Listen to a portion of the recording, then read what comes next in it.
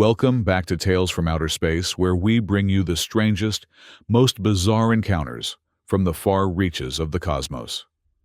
I'm your host, Vexlar, and today's tale comes to us from the interstellar vessel, Horizon's Edge, a Class 4 multi-species transport ship that operates on the Outer Rim trading routes. What happened aboard this vessel 3 cycles ago serves as a chilling reminder of why humanity's classification as a death world species is perhaps understated. But remember, dear listeners, the only thing more terrifying than a human is its pet. Eerie intro music fades in a haunting melody, punctuated by strange, otherworldly sounds. Our story begins with Rusty, or as his species registration identifies him, Oxidize, a human engineer serving aboard the Horizon's Edge. Like most humans, Rusty possessed that peculiar mix of curiosity and recklessness that makes their kind simultaneously valuable and dangerous to have aboard interstellar vessels. The Horizon's Edge wasn't the most luxurious ship in the galaxy, but it wasn't the worst either. A massive city-sized vessel that housed over 4,000 beings from 73 recognized species. It functioned as a perpetually moving trade hub research station and home to those who preferred life between the stars rather than planetside. Rusty had been aboard for nearly 3 standard years now. His quarters were modest but comfortable, decorated with souvenirs from various ports and strange artifacts that most other species would consider worthless or even repulsive. A shelf lined with actual paper books, an oddity that many found disturbing due to their organic origin, sat next to a collection of metal music storage devices that he insisted on playing through ancient, primitive audio equipment. Shore leave approved, Oxidize. Captain Vorlin had said 3 days ago, her 4 eyes blinking in that particular pattern that always suggested slight disapproval. But I expect you to follow protocol this time.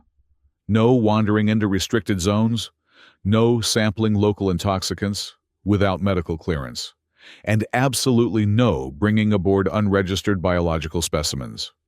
Rusty had grinned the expression that most species found deeply unsettling due to the exposure of teeth predator signaling, as the xenobiologist called it.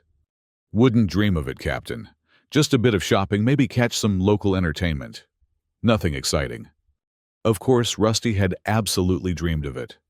The Bazaar of Wonders on Nexus Station was notorious for having items from across the galaxy, including many that fell into various gray areas of legality. Not that Rusty was looking for anything dangerous, well, not intentionally dangerous. He just wanted something interesting to break the monotony of ship life. Vital sign monitors, active. The ship's AI had announced as Rusty, and several other crew members approached the exit bay. Atmospheric composition on Nexus Station, nitrogen-oxygen mix with trace xenon. Temperature 22 degrees Celsius. Gravity 0.95 standard. Warning to all non-silicon-based life forms, mild corrosive particulates present in lower sections. Warning to photosynthetic crew, reduced light spectrum in sectors 4 through 12. Rusty barely listened. After the mandatory decontamination spray, which always made his skin tingle unpleasantly, he stepped through the airlock and onto Nexus Station. The Bazaar of Wonders lived up to its name. A sprawling, chaotic maze of stalls, shops, and trading posts that spanned 12 levels of the station's central hub.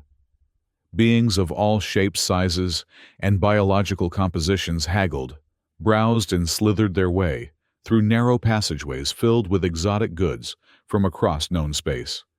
Berg, a stone-skinned security officer assigned to monitor the group, tried to keep track of the humans in particular. It wasn't personal, it was procedure. Humans were classified as Class 13 Death World species, which meant they carried all sorts of potential biological hazards, had alarming physical capabilities, and possessed psychological traits that made them unpredictable. Stay within visual range, Oxidize. Berg rumbled his crystalline eyes, tracking Rusty's movements. Yeah, Rusty replied, already distracted by a stall, selling exotic liquids in containers that shifted color as they moved. The vendor, A gelatinous being whose translucent body pulsed with bioluminescent patterns extended a pseudopod in greeting. Ah, a human rare customers, but always appreciated. May I interest you in something that won't immediately poison you? The vendor's universal translator gave their voice a bubbling quality. Rusty grinned. Got anything with a kick-ship synthesizers make everything taste like recycled protein. I have just the thing distilled from the nectar of the fire blossoms of Vega Prime. Strong enough for a human, but won't dissolve your insides. Probably. Berg moved closer, suddenly alert. Oxidize Regulation 17B clearly states that, but Rusty was already reaching for his credit chip. I'll take 2 bottles. The security officer's stony face cracked slightly in frustration. This will be reported in your file. Add it to my collection, Rusty replied carefully, stowing the bottles in his specially lined jacket pockets. The jacket itself was a marvel of human engineering, self-heating with multiple hidden compartments, and reinforced with a material that could withstand small arms fire. Most species considered such clothing excessive, but humans always seemed to be preparing for disaster. As Berg turned to check on the other crew members, Rusty seized his opportunity. With a casualness that belied his intent, he slipped between 2 towering traders with exoskeletons and ducked into a narrow passageway. By the time Berg turned back, Rusty had vanished into the crowd. Damn it, lost another one, Berg muttered into his communicator. Human male designation oxidized location unknown. 3 levels down in a dimly lit section of the bazaar that didn't appear on the official station maps, Rusty found what he'd been looking for without realizing it. A small stall, barely visible behind shifting curtains of vapor, displayed creatures in containment fields of various sizes and colors. The proprietor, a being with 6 eyes arranged in a circle around a central mouth, noticed Rusty's approach and immediately tensed. Human, they stated flatly. Rare to see your kind here. Just browsing, Rusty said casually, examining the strange creatures.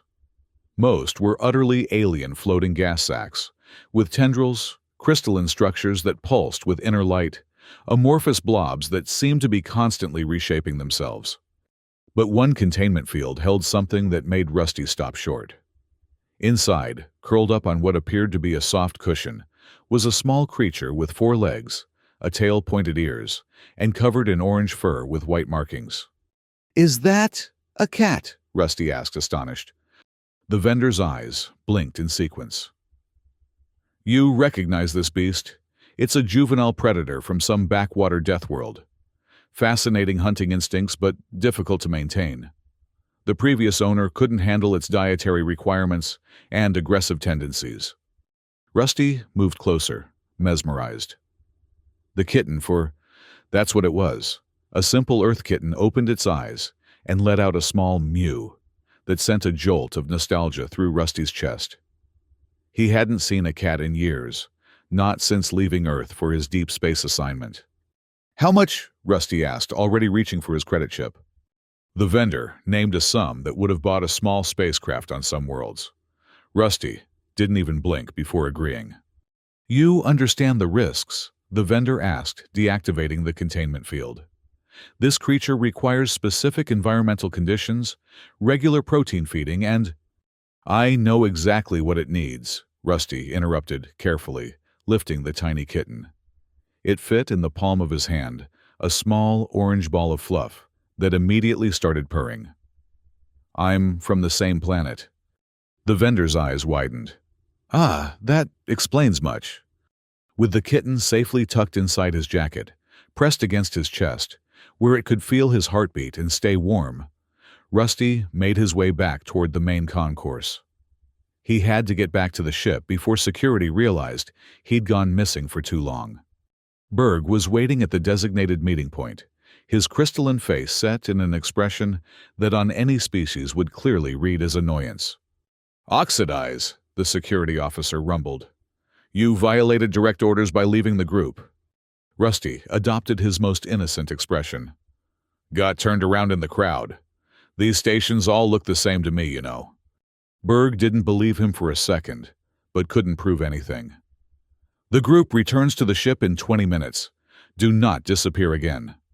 Wouldn't dream of it, Rusty replied, unconsciously, placing a hand over the slight bulge in his jacket, where the kitten had fallen asleep. Back aboard the Horizon's Edge, the returning crew lined up for the standard decontamination and security scan. Rusty stood in line looking perfectly at ease, despite the contraband hidden in his jacket. The bottles of exotic alcohol would get him a reprimand, but nothing serious. The kitten, however, that would be a major violation of at least 15 different safety protocols. Step forward for scanning, the automated system announced as Rusty reached the front of the line. He stepped into the scanning chamber, keeping his breathing even. The system was primarily designed to detect pathogens, toxins, and weapons, not life forms as small as a kitten. At least, that's what he was counting on. A beam of blue light passed over him from head to toe. Anomalous items detected, the system announced. 2 containers of non-standard consumable liquid and unknown biological mass. Rusty's heart sank as a security alert automatically triggered. Within moments, Berg and 2 other security officers had surrounded the scanning chamber. What's the unknown biological mass, Oxidize? Berg demanded, his voice even more gravelly than usual. Probably just some food I picked up. Rusty attempted, but the scanner was already displaying a wireframe image of his body, with a small, distinct shape highlighted inside his jacket. Per the chief of security pushed through the gathering crowd. Unlike Berg, Per was a slender, avian-like being with feathered crests that now stood fully erect in alarm. Possible life bomb detected, Per announced, triggering a higher-level security protocol. All personnel clear the area immediately. Containment team to entrance bay 4. Life bomb, are you serious? Rusty protested. It's not a bomb. Then open your jacket slowly. Per instructed, a stun baton, now extended, and humming with energy. Any sudden movements and you'll be incapacitated. Rusty sighed, knowing the jig was up. Slowly, carefully, he unzipped his jacket and gently extracted the small orange kitten, which had awakened and was now looking around with bright, curious eyes. The reaction was instantaneous and extreme. Per leapt backward with a squawk of alarm, the feathered crest now fully flared. Berg's crystalline face actually cracked slightly in shock. The other security officers backed away, weapons raised. Class 13 Death World Predator, Per shrieked. Containment breach, all personnel evacuate immediately. It's just a kitten, Rusty said, holding the small creature protectively against his chest. A baby cat. It's harmless. Harmless, Per's voice rose to a near hysterical pitch. That creature comes from the same planet as you, a Class 13 Death World, where even the vegetation can be lethal. Its evolutionary lineage is pure carnivore. The kitten, as if understanding it was being discussed, gave a tiny mew and began to purr again, rubbing its head against Rusty's hand. Look at it, Rusty argued, holding the kitten up for inspection. It weighs less than a kilogram. What's it gonna do, shed on you to death? Size is irrelevant, Berg stated firmly, though he had at least lowered his weapon slightly. Our database classifies felines as apex predators, with disproportionate killing capability relative to their size. They are known to hunt for sport, not just sustenance. They carry multiple toxic bacteria in their claws and teeth. Rusty rolled his eyes. You're overreacting. Humans have kept cats as companions for thousands of years. They help control pests, provide companionship. Pests, Per interrupted. You brought this creature aboard as a biological weapon to hunt other life forms on this ship. No. Well, yes, but not like you're thinking, Rusty tried to explain. They hunt small vermin, insects, that kind of thing. It's actually beneficial. Per was already activating his communicator. Captain Vorlin, we have a Level 1 biocontainment situation. Human crew member Oxidize has smuggled a terrestrial predator aboard. Through the communicator came the captain's voice, all 4 of her eyes, no doubt blinking in that disappointed pattern. Oxidize, did you bring an unregistered Earth organism aboard my ship, after explicit instructions not to do exactly that? Rusty looked down at the kitten, which was now batting playfully at one of his fingers with tiny paws. It's just a cat, Captain. They're practically domesticated at this point. Been living with humans for ages. That does not reassure me, the captain replied dryly. Humans consider magma swimming an extreme sport and consume capsaicin for pleasure. Your definition of harmless is not universally applicable. Captain Pear interjected. According to Regulation 42C, all unregistered biological specimens must be immediately jettisoned from the vessel. The kitten looked up at Rusty with big green eyes and gave another small mew. No one is jettisoning anything, Rusty said firmly, a sudden edge to his voice that made even Berg take a step back. This kitten is under my protection now. There was a momentary silence as the security team processed this declaration. Humans were known for their irrational attachments, but also for their surprising ferocity when those attachments were threatened. Confine crew member Oxidized to the medical bay with the specimen until I arrive, Captain Vorlin finally ordered. Full containment protocols. Dr. Zelna was not pleased to have her medical bay turned into an impromptu containment facility. A tentacled being whose species specialized in xenobiology, she eyed the kitten with a mixture of scientific curiosity and professional concern. You understand this creates a significant breach in our biosecurity protocols, she said to Rusty, who sat on an examination table with the kitten still cradled in his arms. It's a domesticated animal, Rusty insisted. Humans have been keeping cats for thousands of years. They're actually one of the few Earth species that chose to associate with us rather than being forcibly domesticated. Dr. Zelna's tendrils rippled in what might have been skepticism. That does not negate the potential risks. Its biology is completely adapted to Earth's pathogenic environment. The bacteria alone in its mouth could cause serious infections in many of our crew species. Then they shouldn't put their fingers in its mouth, Rusty replied flatly. Captain Vorlin entered the medical bay, her tall, willowy form, somehow conveying disapproval, without any specific expression. All four of her eyes focused on the small, orange creature in Rusty's arms. Explain yourself, Oxidize, she said simply. Rusty looked down at the kitten which had curled up against his chest and was sleeping peacefully. I found it at the bazaar. Someone had taken it from Earth, probably illegally. It was alone in a strange environment with no one who understood its needs. I couldn't just leave it there.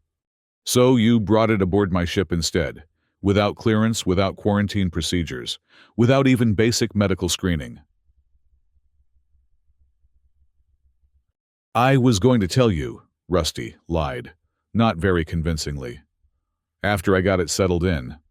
Captain Vorlin's upper eyes narrowed, while her lower ones widened an expression of extreme doubt among her species. And what do you propose we do with this creature now? We are not equipped to house terrestrial predators. I'll take full responsibility, Rusty said immediately. I'll keep it in my quarters. I've already got a protein resequencer that can create appropriate food. It can use the same waste reclamation system I do. There won't be any issues. There are already issues, Per said, stepping forward. The security chief had insisted on being present, though he maintained a considerable distance from the kitten. This creature represents an unknown variable in our carefully balanced ecosystem. Its predatory instincts could trigger at any moment. Not to mention the psychological impact on crew members from non-predatory worlds. Rusty rolled his eyes. It's a baby. It doesn't even have all its teeth yet. Which will grow in, Dr. Zelna pointed out. Along with its hunting instincts, territorial behaviors, and full physical capabilities. I'm naming it Peanut Butter, Rusty announced suddenly. There was a pause as the three officers tried to process this non sequitur. I fail to see how that's relevant, Captain Vorlin finally said. It's relevant because once you name something, it's yours. Rusty explained, a stubborn set to his jaw that those familiar with humans recognized as trouble. And I'm keeping Peanut Butter. Captain Vorlin's four eyes blinked in precise sequence, a sign of deep thought among her species. Dr. Zelna, your professional assessment, please. What is the actual risk level presented by this peanut butter? The medical officer's tendrils waved thoughtfully as she studied the sleeping kitten. While felines are indeed apex predators on Earth, this specimen is juvenile and small. Its immediate physical threat is minimal, particularly to larger crew members. The primary concerns would be bacterial transmission, allergenic responses in compatible species, and potential psychological distress to prey-evolved crew members who may find its presence disturbing.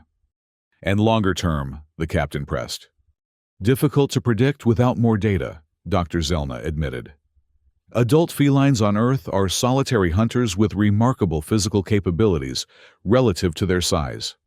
They possess 18 retractable claws, specialized dentition for severing spinal cords, and can leap over 5 times their body length. Their sensory acuity exceeds human baseline by factors of 3 to 15 depending on the sense in question. Rusty beamed proudly, as though these facts were personal accomplishments. However, the doctor continued, domesticated specimens display attenuated predatory behaviors, focusing them primarily on play and small prey items. With proper care and supervision, the risk could potentially be managed. Captain Vorlin considered this, all 4 eyes, now focused on Rusty, rather than the kitten. And you, Oxidize, are you capable of providing proper care and supervision? Your own record suggests a certain laxity regarding protocols. I'd never let anything happen to peanut butter, Rusty said, with unexpected seriousness. And I'd never let peanut butter harm anyone on this ship. You have my word, Captain. Your word, Captain Vorlin repeated, as though testing the concept. Very well. On a provisional basis, you may keep this creature with conditions. First, it must pass a full medical screening. Second, you will be solely responsible for its containment and care. Third, any incident, no matter how minor, will result in immediate reevaluation of this decision. Is that clear? Rusty nodded eagerly. Crystal clear, Captain. Thank you. Don't thank me yet, she replied. I'm adding a 4th condition. Since you claim this creature serves a pest control function, you will be responsible for documenting its efficacy in this regard. I want weekly reports on any vermin it eliminates. Purr made a sound of protest, but Captain Vorlin silenced him with a gesture. Furthermore, she continued, this incident will be recorded in your file, and you will forfeit recreational privileges for the next 2 cycles as consequence for violating safety protocols. Rusty didn't even mind. He had peanut butter now ship-approved, even if conditionally. That was worth any number of missed recreation cycles. As the officers left the medical bay, leaving Dr. Zelna to begin her examination of the kitten, Purr lingered long enough to address Rusty directly. You realize what you've done, don't you? The security chief said, feathered crest still partially erect. You've brought a predator among us. A creature evolved to kill with instincts we can't predict or control. Rusty stroked peanut butter's soft fur, eliciting a purr that seemed impossibly loud for such a small creature. You're overthinking this. Cats have been living with humans for thousands of years. They're practically family at this point. Purr's eyes narrowed. That's precisely what concerns me, Oxidize. Your species treats apex predators as family. What does that say about you? With that disturbing thought hanging in the air, the security chief departed, leaving Rusty to ponder the question, while peanut butter batted playfully at his fingers, tiny claws, occasionally drawing pinpricks of blood that Rusty didn't even seem to notice. The medical examination of the Earth feline revealed nothing unexpected, which for a Death World species meant a considerable list of potential hazards. Dr. Zelna documented 18 distinct bacteria in its oral cavity that could be pathogenic to various crew species, retractable claws, harboring additional microorganisms, and sensory capabilities that exceeded ship standard detection equipment in several spectra. Despite all this, due to some inexplicable decision-making that our sources cannot fully explain, the creature was allowed to remain aboard under Rusty's supervision. What followed, dear listeners, was 2 weeks of escalating incidents that tested the patience of the crew, the authority of the captain, and the very fabric of interspecies cooperation aboard the Horizon's Edge. But more than that, it revealed something about humans that many species had suspected, but few had witnessed firsthand: the terrifying depth of their emotional attachments. Music rises a tense driving beat that suggests mounting tension. Peanut butter adapted to life aboard the Horizon's Edge with remarkable speed. Rusty's quarters, already an oddity due to his collection of physical books and antique music equipment, now featured improvised cat furniture, climbing platforms made from spare parts, a bed fashioned from a cushioned storage container, and toys crafted from various non-essential items that Rusty had sacrificed to the cause. The kitten grew quickly, as Earth creatures tended to do. Within 2 weeks, it had nearly doubled in size, its playful antics becoming more coordinated, more purposeful. And true to Rusty's claims, it proved surprisingly effective at pest control. Another one, Zix, the ship's quartermaster, asked incredulously, as Rusty proudly displayed a small, multi-legged creature that Peanut Butter had caught in the ventilation access near his quarters. Seventh this week, Rusty confirmed. These little buggers have been getting into the food stores for months, and nobody could figure out how to catch them.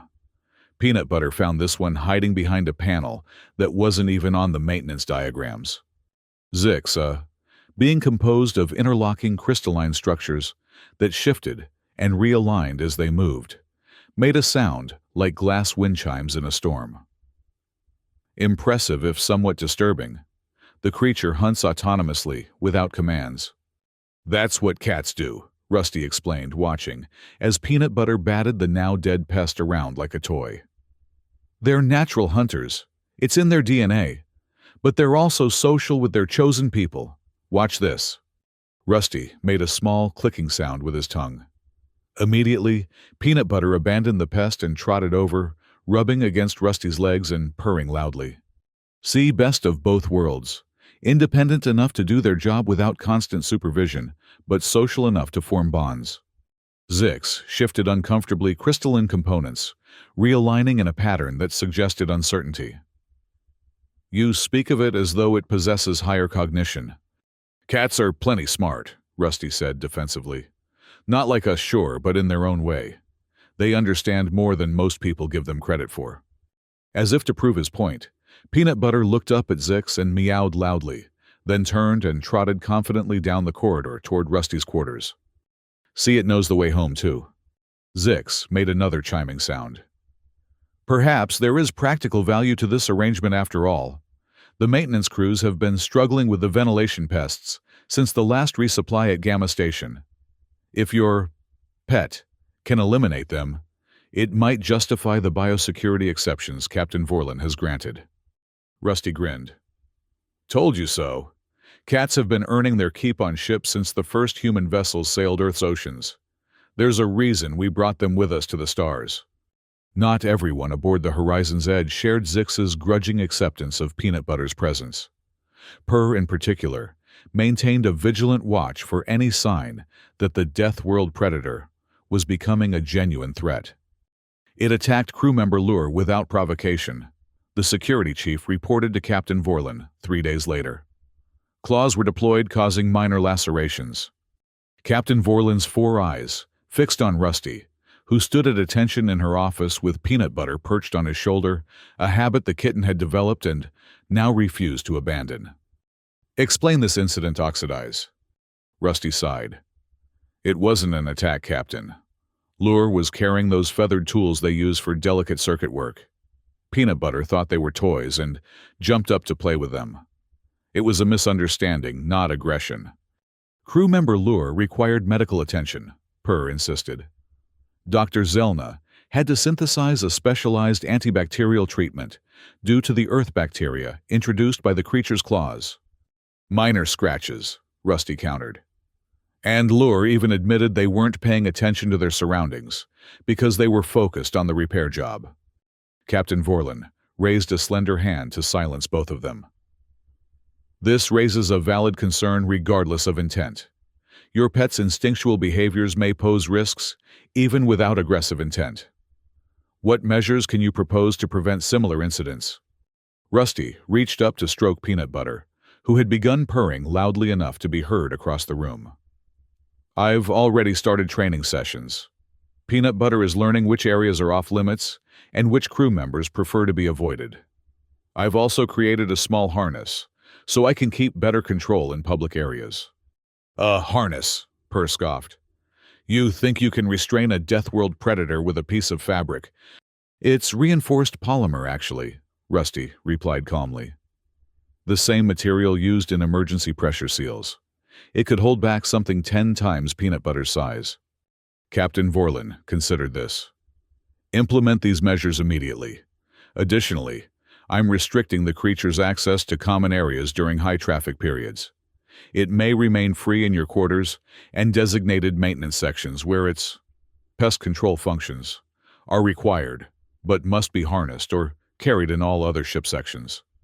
That's reasonable, Rusty agreed, perhaps too quickly. Thank you, Captain. As they left the captain's office, Purr moved closer to Rusty Feathered Crest, fully erect in agitation. This is merely a temporary reprieve, human. One serious incident, just one, and that creature will be confined permanently, regardless of your protests. Rusty met the security chief's gaze steadily. There won't be any serious incidents. Peanut Butter is still learning the rules, that's all. Rules. Purr's voice rose slightly. It's an instinct-driven predator, not a rational being capable of understanding regulations. Peanut Butter chose that moment to let out a loud meow, startling Purr into taking a quick step backward. Seems to understand you just fine, Rusty said with a slight smile, before continuing down the corridor with his pet still perched contentedly on his shoulder. Despite Rusty's confidence, Peanut Butter's presence continued to create waves throughout the ship. Some crew members, particularly those from worlds with indigenous feline analogs, found the kitten fascinating, or even endearing. Others, especially those from prey-evolved species, experienced genuine distress in its presence. Engineer Thrix, a small, rodent-like being with large, sensitive ears and whiskers that twitched, constantly filed a formal complaint after finding Peanut Butter watching them work from atop a conduit junction. Its pupils dilated, and it assumed a stalking posture. Thrix reported whiskers, quivering with residual fear. Evolutionary memory triggered an extreme stress response. I was physically unable to continue my duties until the predator was removed. Dr. Zelna, who had taken a scientific interest in the ship's newest inhabitant, attempted to mediate. This response is not surprising, given the evolutionary history of both species involved. Earth felines evolved to hunt creatures remarkably similar to Engineer Thrix's ancestors, while Thrix's species developed acute predator recognition responses. Which is exactly why that creature should be confined, Purr insisted. We cannot expect crew members to function under constant threat of predation, even if the threat is primarily psychological. Rusty, for his part, tried to be understanding. I'll make sure to keep Peanut Butter away from engineering while Thrix is on duty. And I've been working on socialization exercises to reduce prey fixation behaviors. Prey fixation behaviors, Purr repeated incredulously. Listen to yourself oxidize. You're describing instincts that evolved specifically to kill creatures like Thrix, and you speak of them as though they're a minor inconvenience to be trained away. Rusty bristled. Humans have been selectively breeding cats for thousands of years. Domestic cats aren't the same as wild predators. They retain hunting instincts, yes, but they're attenuated, redirected toward play, and pest control rather than survival hunting. That distinction may comfort you, Purr replied coldly, but it offers little reassurance to those who trigger its predatory responses. The situation reached a tipping point during the ship's weekly communal meal, a tradition Captain Vorlin had established to foster interspecies understanding and cooperation. Most of the senior staff and department heads gathered in the central mess hall, sharing food and conversation in what was supposed to be a relaxed, informal setting. Rusty arrived late, having been called to fix an environmental control malfunction in the hydroponics bay. Peanut Butter, now nearly the size of an adult cat, despite being only a few months old, by Earth reckoning trotted alongside him on its harness. Oxidize. Captain Vorlin greeted him, all four eyes, narrowing slightly at the sight of the cat. I believe the current restrictions specify that your pet should be carried or confined in common areas during high occupancy periods. Sorry, Captain. Rusty apologized, lifting Peanut Butter into his arms. Emergency repair call. Didn't have time to take PB back to quarters first. Purr, seated at the far end of the long communal table, immediately stood. This is inappropriate, Captain. Many crew members are consuming sustenance. The presence of a predator creates an unnecessarily stressful dining environment. Several other officers nodded in agreement, particularly those from prey-evolved species. Thrix, who had finally begun to adjust to Peanut Butter's existence aboard ship, visibly tensed whiskers, pulling back against their face. Peanut Butter isn't interested in anyone's food, Rusty defended, though he kept a firm hold on the cat. And I've been reinforcing positive social behaviors. PB knows not to bother people while they're eating. As if to deliberately contradict this statement, Peanut Butter began squirming in Rusty's grasp, eyes fixed on the various exotic foods spread across the table. Perhaps it would be best if you returned the creature to your quarters before joining us, Captain Vorlin suggested, her tone making it clear this was not merely a suggestion. Rusty's jaw set in that distinctly human expression of stubbornness. Peanut Butter has been cooped up in my quarters all day because I've been on double shift. It's not fair to keep PB isolated just because some people are uncomfortable with Earth species. This isn't about comfort, Purr interjected, moving around the table toward Rusty. It's about safety protocols and basic consideration for your fellow crew members. Safety, Rusty scoffed. Peanut Butter weighs less than 3 kilograms. There are potted plants on this ship that pose more danger. Those plants don't have 18 retractable claws and specialized killing dentition, Purr countered, now standing directly before Rusty. Peanut Butter, sensing the tension, let out a low sound. Not quite a hiss, but a warning vocalization that several crew members found deeply unsettling. See, Purr gestured sharply. It's displaying aggressive behaviors already. Only because you're being aggressive, Rusty shot back. Cats pick up on emotional cues. You're literally creating the problem you're complaining about.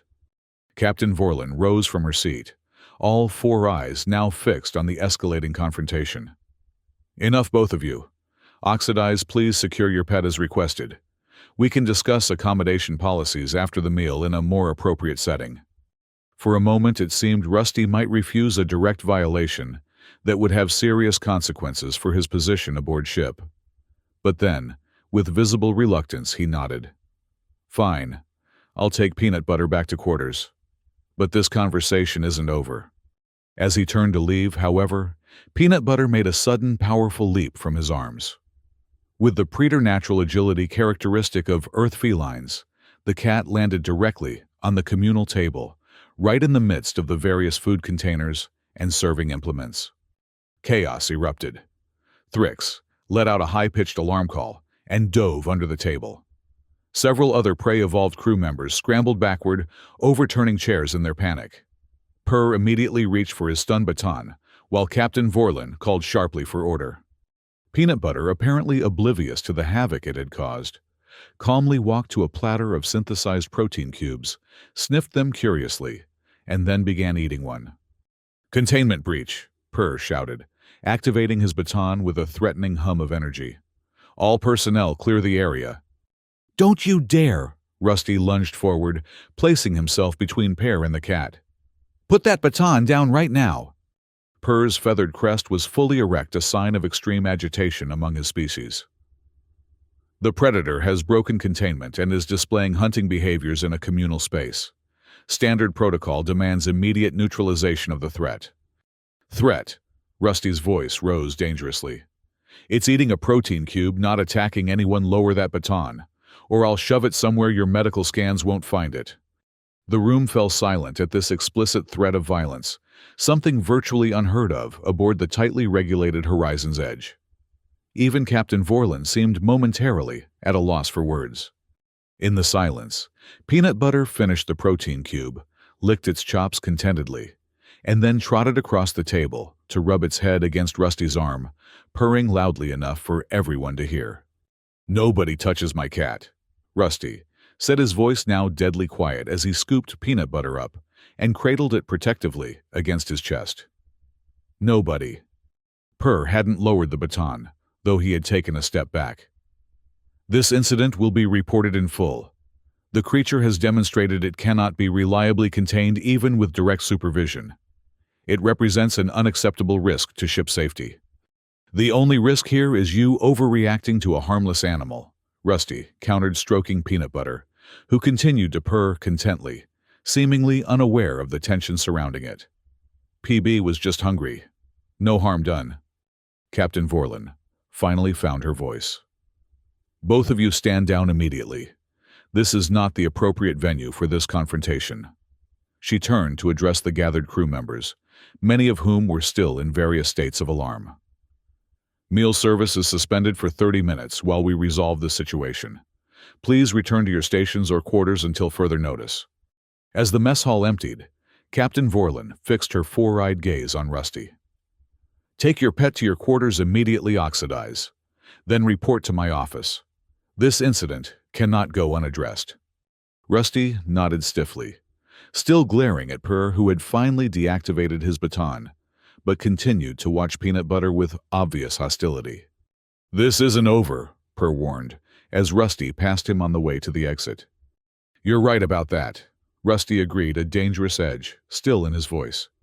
"It's not even close to over." What happened next has been subject to considerable debate among xenosociologists studying human attachment behaviors. Some argue that Rusty's actions were a predictable extension of the well-documented human propensity for forming emotional bonds with non-sapient species. Others suggest it represents a more fundamental aspect of human psychology, a territorial imperative that extends beyond physical space to encompass emotional territory as well. What is not debated, however, is the extraordinary lengths to which Rusty went to protect his feline companion and the profound impact this had on interspecies relations aboard the Horizon's Edge. Music shifts to a slower, more contemplative melody with underlying tension. "Your actions today were completely unacceptable," Captain Vorlin said, her normally melodious voice hardened with displeasure. "Threatening a security officer is grounds for immediate termination of your contract and potential criminal charges." Rusty stood at attention in her office, his expression set in stubborn lines. He was going to use a stun baton on Peanut Butter. Those things are calibrated for beings 10 times PB's size. It could have killed my cat. Chief Pear was responding to a potential security threat, following established protocols, the captain countered. "A threat that you were responsible for controlling. Peanut Butter isn't a threat. PB was just hungry and wanted some food. No one was attacked, no one was hurt. The only danger was Pear overreacting with that baton."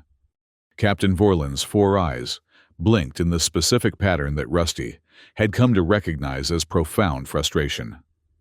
"You continue to miss the point, Oxidize. Regardless of your pet's intentions, its actions caused significant distress to multiple crew members and disrupted ship operations. As its designated handler, that responsibility falls to you." Rusty's shoulders slumped slightly. "I understand that, Captain, and I apologize for not maintaining better control. But you have to understand, Peanut Butter is still young, still learning. Cats are independent by nature. They're not like service animals that can be programmed to follow commands unquestioningly." "Then perhaps," Captain Vorlin suggested carefully, "a ship environment is not appropriate for such a creature." Rusty's posture immediately stiffened again. "Peanut Butter stays with me. End of discussion." "That is not your decision to make," the captain reminded him. "As commanding officer of this vessel, the safety and well-being of all crew members is my primary responsibility. If your pet represents a genuine threat to that well-being, physical or psychological, I have both the authority and the duty to take appropriate action." "And what would that appropriate action be?" Rusty asked a dangerous edge entering his voice. Captain Vorlin regarded him steadily. At minimum, stricter containment protocols. The creature would be restricted to your quarters at all times with no exceptions. At maximum, relocation to a more suitable environment at our next port of call. Relocation. Rusty repeated, his face flushing with anger. You mean abandonment. Dumping peanut butter on some random station where no one understands Earth biology or feline needs. There are facilities specifically designed for exotic life forms, the captain pointed out. Some even specialize in Earth species. Zoos. Rusty spat the word like a curse. You're talking about putting peanut butter in a zoo. That's not happening, Captain. Not while I'm breathing. There was a moment of tense silence as Captain Vorlin processed this barely veiled threat. I had hoped we could resolve this situation reasonably, she finally said, her voice cool. It seems I was mistaken. Very well, Oxidize. For now, your pet will remain confined to your quarters at all times. It will not be permitted in any public areas of the ship under any circumstances. You will also be placed on probationary status for threatening a security officer, with a formal reprimand added to your service record. Rusty didn't even flinch at the punishment. All that mattered was that peanut butter would stay with him. Understood, Captain. I'm not finished, she continued. This arrangement will be reviewed in one standard cycle.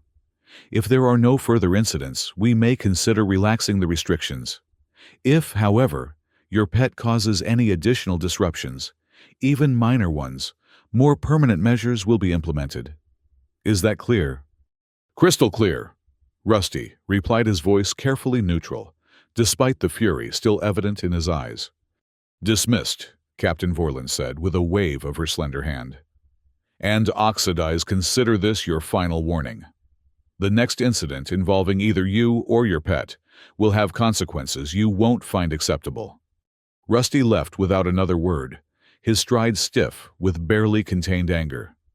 He made his way directly to his quarters, where peanut butter was waiting, having been dropped off by a very nervous junior security officer who had kept the cat contained in a portable field generator standard procedure for potentially hazardous biological specimens. As soon as Rusty entered, peanut butter ran to him, meowing loudly and rubbing against his legs with obvious affection. Hey there, troublemaker, Rusty said, his anger instantly melting away as he knelt to scratch behind the cat's ears. You caused quite a stir today, didn't you? Got us both in pretty deep. Peanut butter purred in response, seemingly unconcerned with ship politics or security protocols. Looks like you're grounded for a while. Rusty continued, lifting the cat onto his shoulder, where it immediately settled into its favorite perch. No more adventures in the mess hall or engineering sections. Just you and me in here until things cool down. He moved to his food synthesis unit and programmed it for feline-appropriate protein. Don't worry, though. We'll figure something out. No way am I letting them take you away, no matter what I have to do.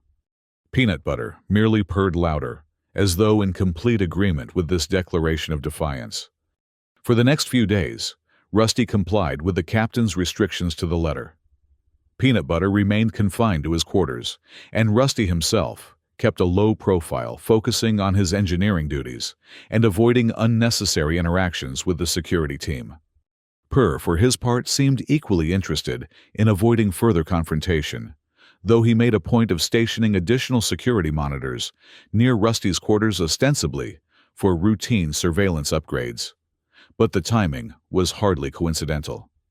The relative peace might have continued indefinitely, if not for the unexpected malfunction in the ship's primary environmental control system, a critical failure that required all hands from the engineering department, including Rusty, whose expertise with the antiquated Earth-Tech components made him invaluable in such situations.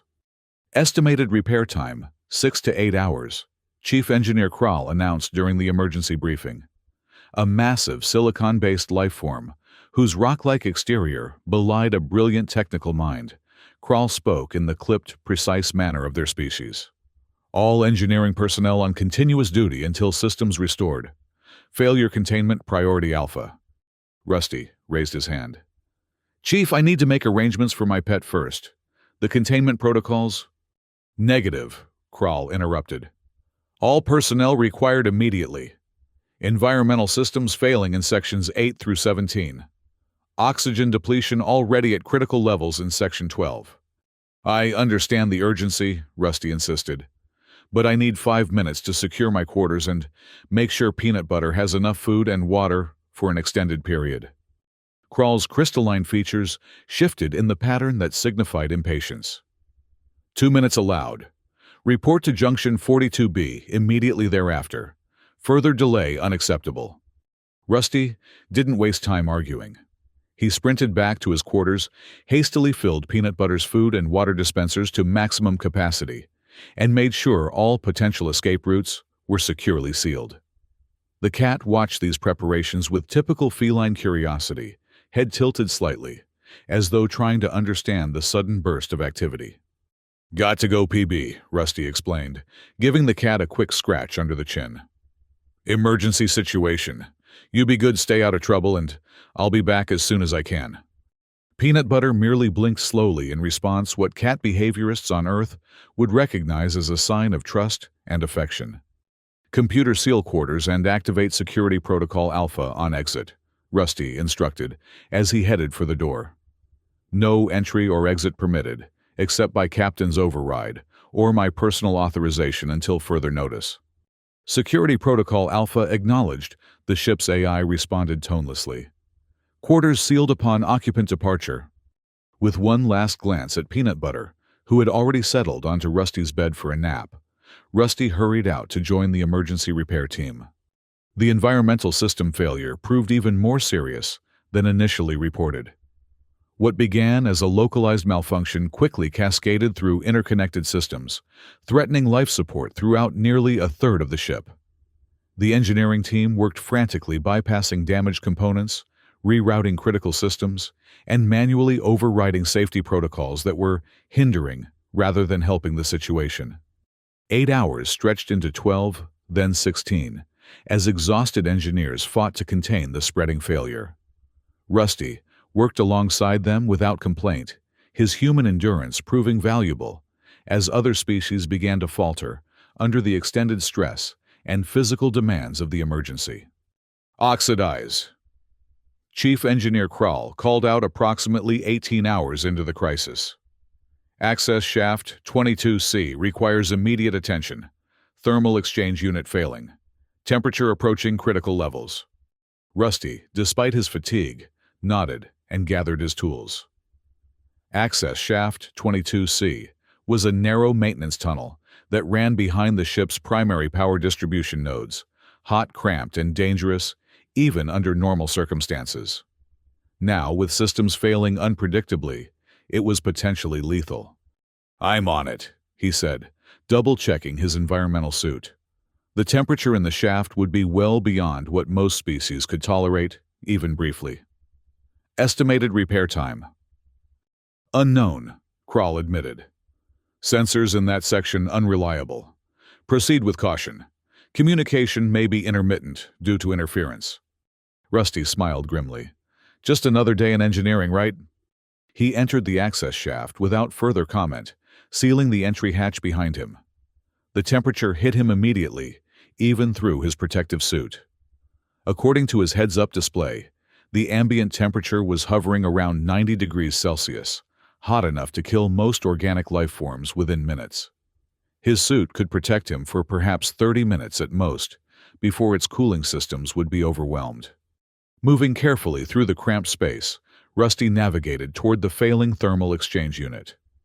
The deeper he went, the hotter it became until sweat was pouring down his face inside his helmet, and his suit's warning systems were blaring continuously in his ears. Finally reaching the damaged unit, Rusty assessed the situation quickly. The primary coolant lines had ruptured, allowing superheated plasma to leak into the surrounding machinery. The automated safety systems had failed to engage, and the backup coolant pumps were offline. Chief, I've located the problem, Rusty reported through his communicator, though the interference made his voice crackle and break up.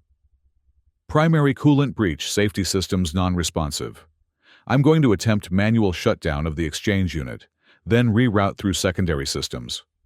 Whether Kral received this message was unclear, as no response came through the static. Rusty didn't wait for confirmation. There wasn't time. The temperature was still rising, and if the exchange unit suffered a complete failure, the resulting explosion would damage far more than just the environmental systems.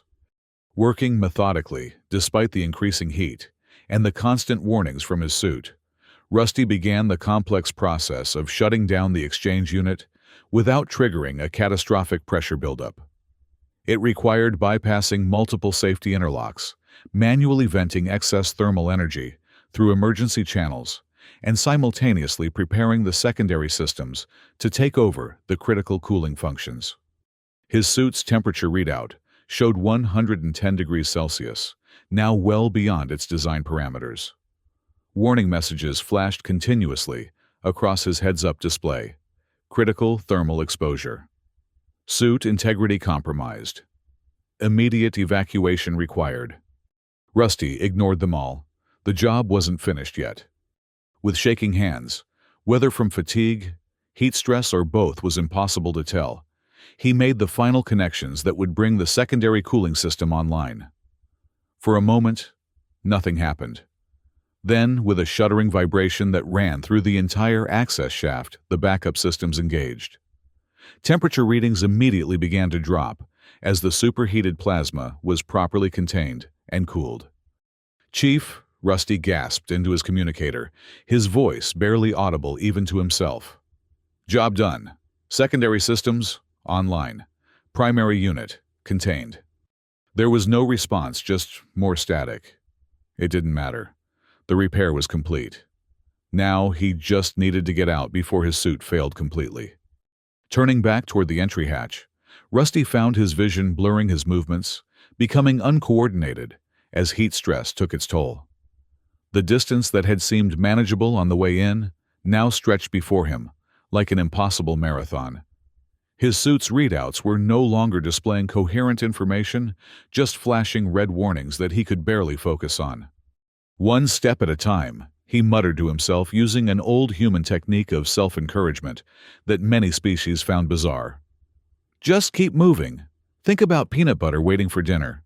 Can't disappoint the cat." Somehow, through sheer human stubbornness, or perhaps the evolutionary resilience that made Earth species so formidable, Rusty made it back to the entry hatch. His fingers, clumsy and trembling, fumbled with the release mechanism. After what seemed like an eternity, the hatch finally opened, and he half fell, half crawled out, into the relatively cooler air of the engineering section.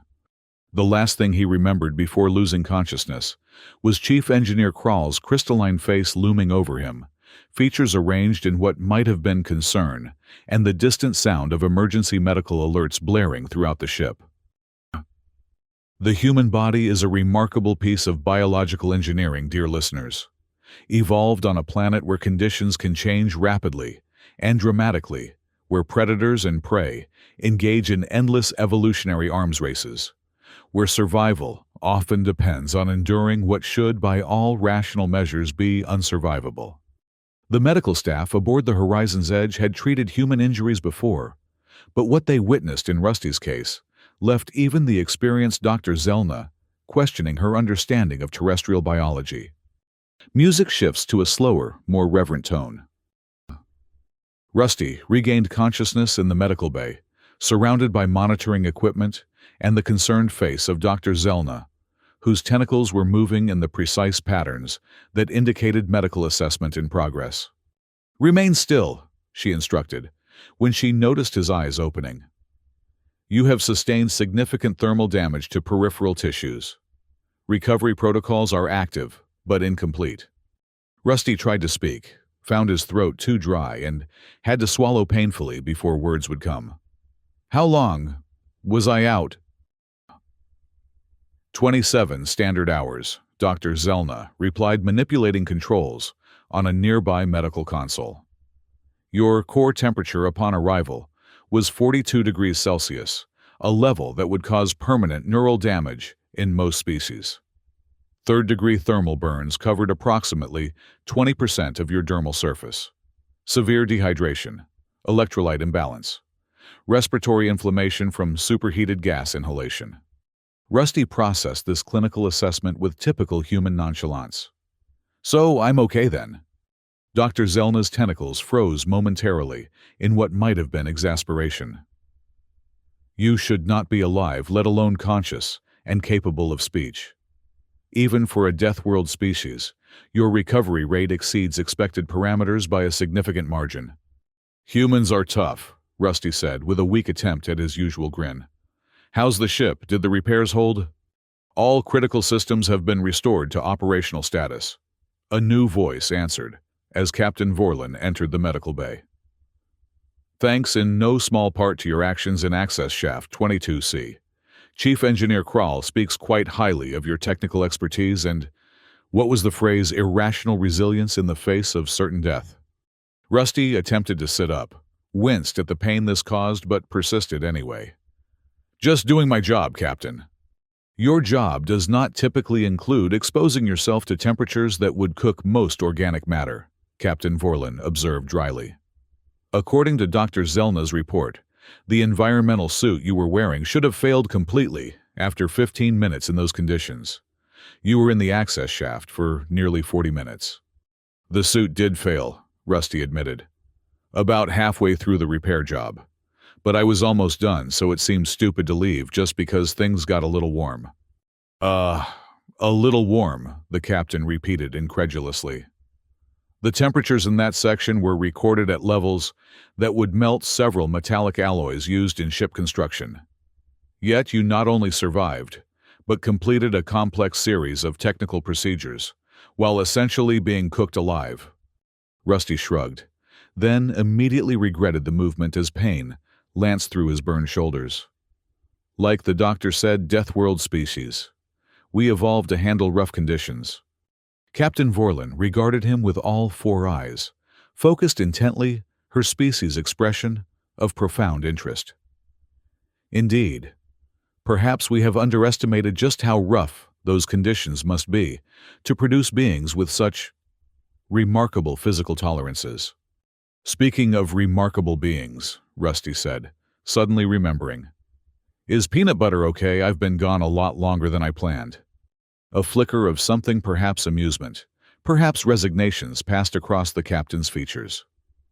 Your pet is fine, Oxidize. In fact, that is another matter we need to discuss once you are sufficiently recovered. Rusty immediately tensed. What happened? Did Peanut Butter get out somehow? Is anyone hurt? No one is injured, Captain Vorlin assured him. But there have been developments in your absence. Dr. Zelna, is crew member Oxidize stable enough for visitors?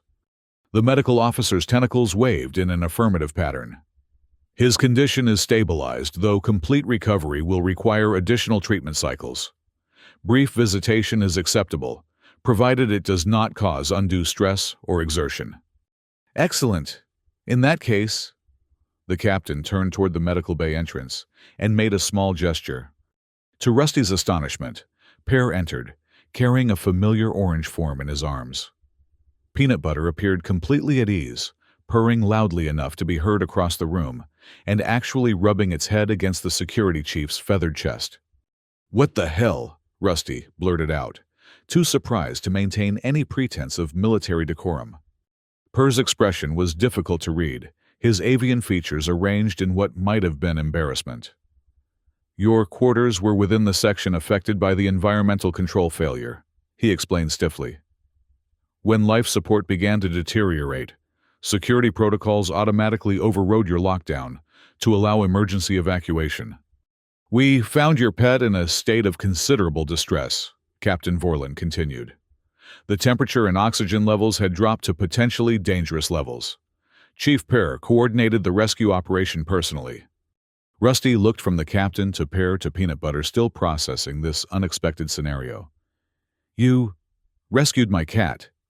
Pear's feathered crest rippled slightly. It was standard emergency procedure. All living beings aboard ship are entitled to protection during life-threatening situations. Okay, but that doesn't explain why Peanut Butter is cuddling with you, Rusty pointed out, still bewildered. Last time you two were in the same room, you were ready to stun PB into next week." An unmistakable ripple of amusement passed through Captain Vorlin's slender form. Perhaps Chief Pear should explain that part himself. Per's crest now fully erect, in what appeared to be discomfort rather than aggression. After evacuation, your pet required monitoring, while appropriate temporary accommodations were arranged. As the security officer who had most frequently interacted with the creature, I was designated as its interim caretaker. "He volunteered," Captain Vorlin interjected helpfully. Per shot her a look that in any species would clearly translate as, "Please stop talking," before continuing. During this period of supervision, I observed behaviors that contradicted my previous assessment of the creature's temperament and potential threat level. Rusty couldn't help grinning now, despite the pain it caused his burned face. "You mean peanut butter won you over?" "That would be an emotional interpretation," Per replied stiffly. "I merely revised my risk assessment based on new observational data." Peanut butter chose that moment to reach up with one paw and gently pat at Pear's face, eliciting an involuntary chirping sound from the security chief that caused Captain Vorlin to make the multi-eyed blink that substituted for laughter in her species. The creature demonstrated unexpected problem-solving abilities. Per continued trying to maintain his dignity, while Peanut Butter now attempting to groom his feathers. It correctly identified and eliminated 7 distinct pest species that had infiltrated my quarters through ventilation access points. It also displayed sophisticated social behaviors, including apparent concern when I exhibited signs of fatigue after extended duty shifts. "Cats can be pretty empathetic," Rusty said, watching with undisguised amusement as Peanut Butter continued to make itself comfortable in the arms of the previously hostile security chief. "They're good at picking up on emotional states. PB probably sensed you were stressed and tried to help." "As I said, an emotional interpretation," Per insisted, though he made no attempt to discourage Peanut Butter's attentions. "Nevertheless, I have submitted a formal revision to my previous security assessment regarding the creature. While certain protocols should still be maintained due to its predatory nature, I no longer believe it represents a significant threat to ship operations or crew safety provided proper supervision is maintained." Rusty couldn't believe what he was hearing. "So, you're saying Peanut Butter can stay without being locked up in my quarters all the time?" Captain Vorlin nodded. "With certain reasonable restrictions, yes. No access to critical systems areas, proper containment during high traffic periods in common spaces, and continued monitoring of its growth and behavioral development. But given recent events and revised evaluations, a blanket confinement no longer seems warranted." Rusty felt something unexpectedly tight in his chest, an emotion that had nothing to do with his physical injuries. "Thank you, Captain. And thank you, Per, for taking care of PB while I couldn't." Per made a dismissive gesture, though his feathered crest rippled in what might have been embarrassment. "It was a security matter. Nothing more." "Of course," Rusty agreed, not believing it for a second. "Security matter." Dr. Zelna, who had been observing this exchange with scientific interest, now interjected. "The patient requires rest to continue recovery. I must insist that visitation conclude for now."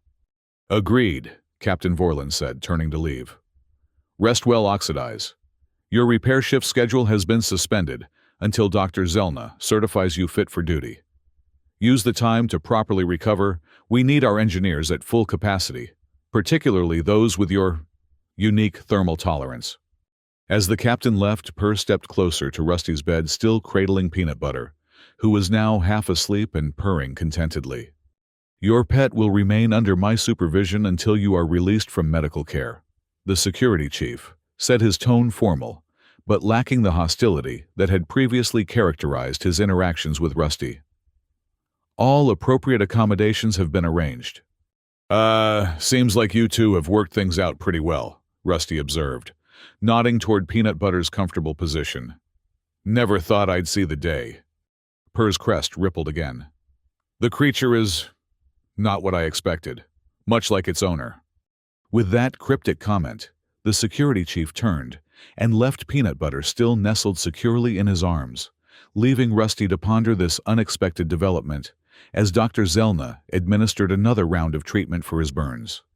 The aftermath of the environmental system crisis marked a turning point in relations aboard the Horizon's Edge, dear listeners.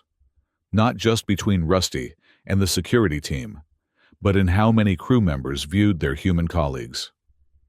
The incident in Access Shaft 22C became something of a legend among the engineering staff, a testament to the extraordinary physical resilience that evolution on a death world produces. But perhaps more significantly, Peanut Butter's unexpected bond with Chief Pear opened new avenues of understanding between species that had previously viewed each other with suspicion or outright fear.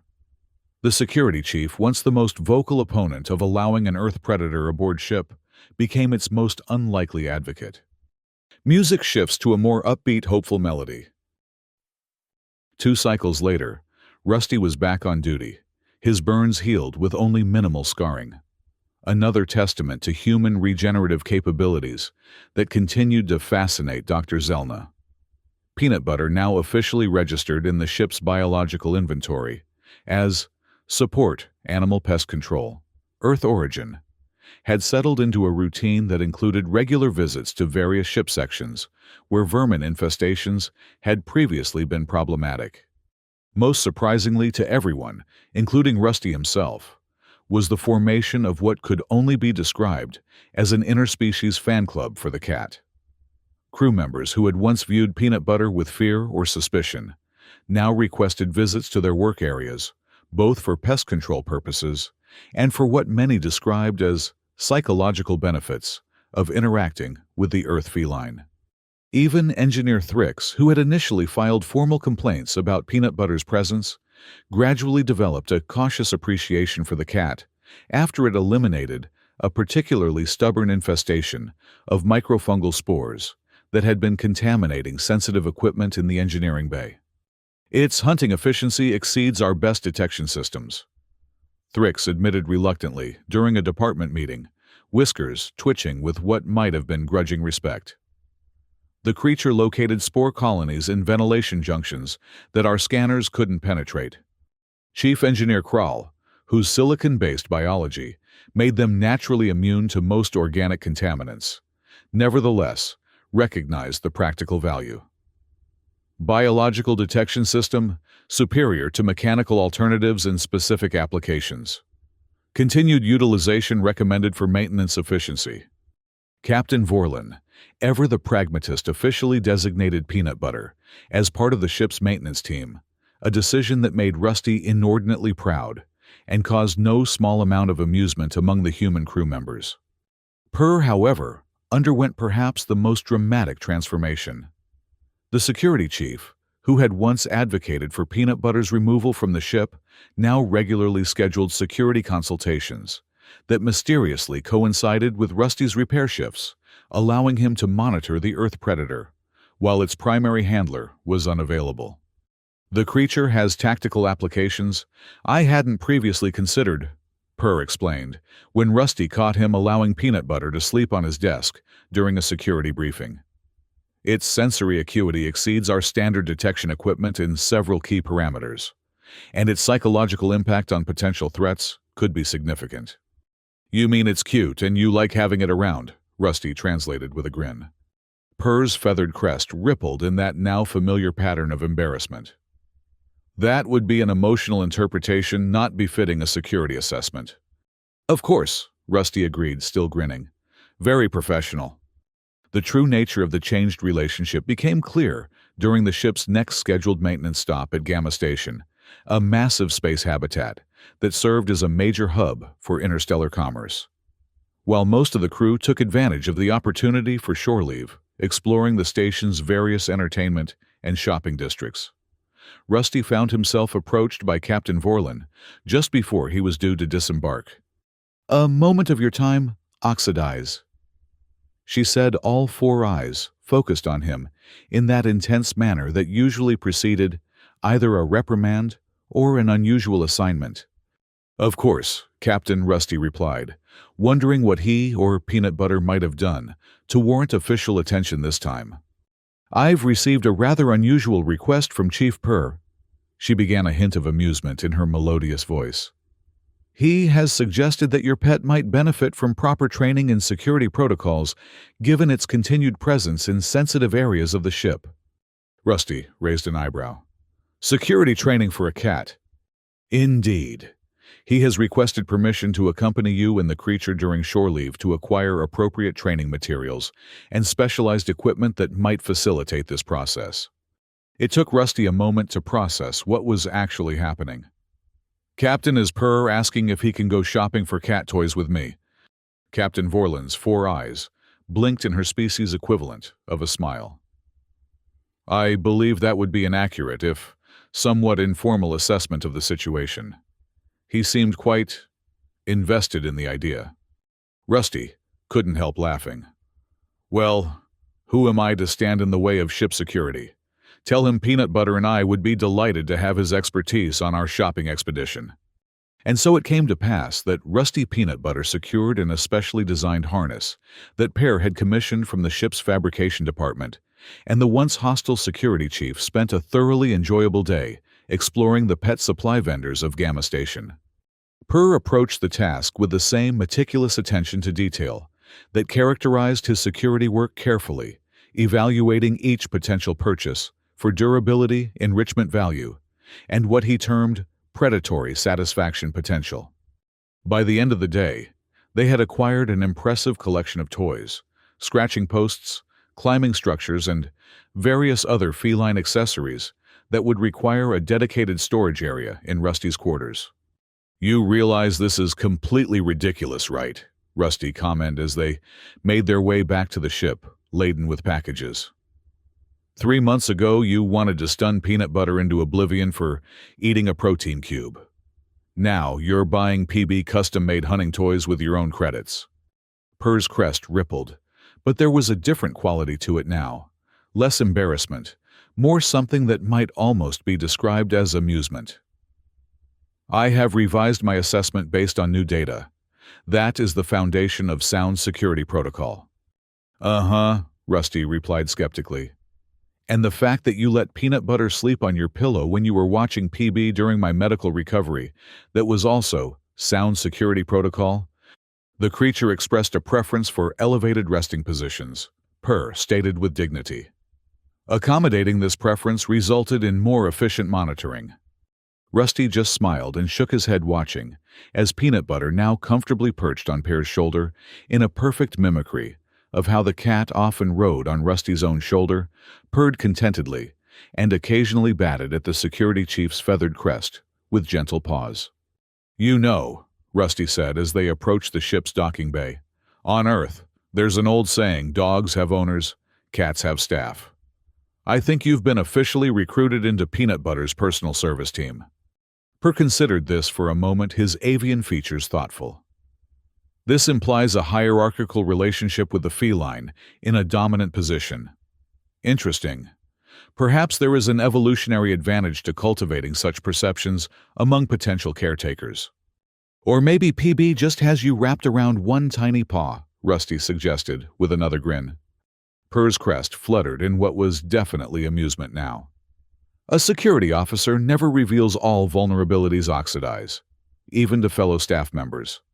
It was the closest thing to a joke Rusty had ever heard from the typically serious security chief, and it marked yet another unexpected development in what had become one of the strangest but most rewarding assignments of his interstellar career. Over the following months, Peanut Butter grew from a kitten into a sleek, confident adult cat. As predicted by Dr. Zelna's initial assessment, the feline's predatory instincts remained intact, but they were channeled primarily into play and the ever-important pest control duties that had become Peanut Butter's official function aboard the Horizon's Edge. What no one had predicted, however, was how thoroughly the cat would integrate into the complex social fabric of the multi-species vessel. Crew members, who had once filed complaints about Peanut Butter's presence, now requested visits. Even engineer Thrix, after witnessing the cat's remarkable ability to detect and eliminate the most elusive pests, had gradually overcome evolutionary fear responses, enough to tolerate brief interactions. The creature's sensory capabilities are quite remarkable, Thrix admitted during a maintenance review, whiskers twitching, with what might have been reluctant admiration. It detected power fluctuations in Section 22 that our diagnostic equipment missed completely. Cats can sense electromagnetic fields, Rusty explained proudly. Something about specialized cells in their whiskers. They evolved to hunt in complete darkness, so they developed all sorts of sensory adaptations. Thrix's own whiskers drew back slightly. Hunting in darkness, yes, how efficient. But the most profound change remained in Pear, whose transformation from Peanut Butter's most vocal opponent to its most dedicated advocate had become something of a running joke among the crew.